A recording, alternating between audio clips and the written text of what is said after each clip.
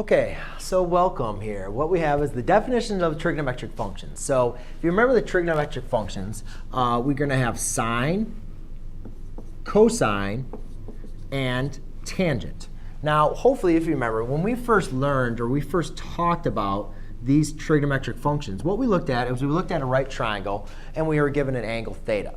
Now, of that right triangle, what we want to do is organize that triangle. How you doing? Oh, you're okay.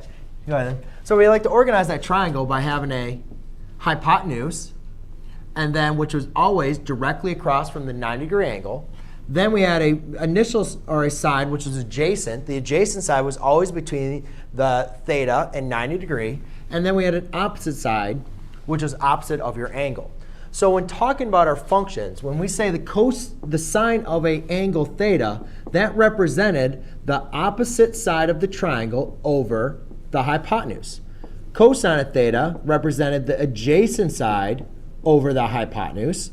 And tangent of theta represented the opposite side of the triangle over the adjacent side. So when we're talking about these trigonometric functions of an angle, we're getting ratios of side lengths of a triangle. Now what we're going to kind of bring in is talking about a circle. And more importantly, we're going to bring talking about the unit circle. So remember, the unit circle has a couple main important points. And one thing we looked at is, remember,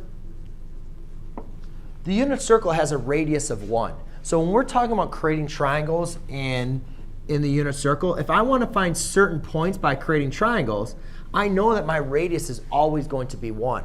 So therefore, for any point on the unit circle, just like anything else, is always going to have an x and a y coordinate. Now, the cool thing about this is if you look at this, when we're looking at any point on the unit circle, the x coordinate is going to be your adjacent side of your triangle, and the y coordinate is going to be your opposite side of your triangle. So when I want to say, when I'm trying to, if I give you a coordinate point and I say evaluate for sine or evaluate for cosine, what we notice is the sine of this would be opposite over hypotenuse. Well, y over 1 is just equal to y. So when I want to find the definition of trigonometric functions using the unit circle, we know that the sine of an angle is just equal to the y value of the coordinate point. The cosine of an angle is equal to the x coordinate, and the tangent of an angle is equal to the y over the x. Now, the reciprocal properties, remember, are the reciprocals. So the cosecant of an angle is equal to 1 over y. The secant of an angle is equal to 1 over x.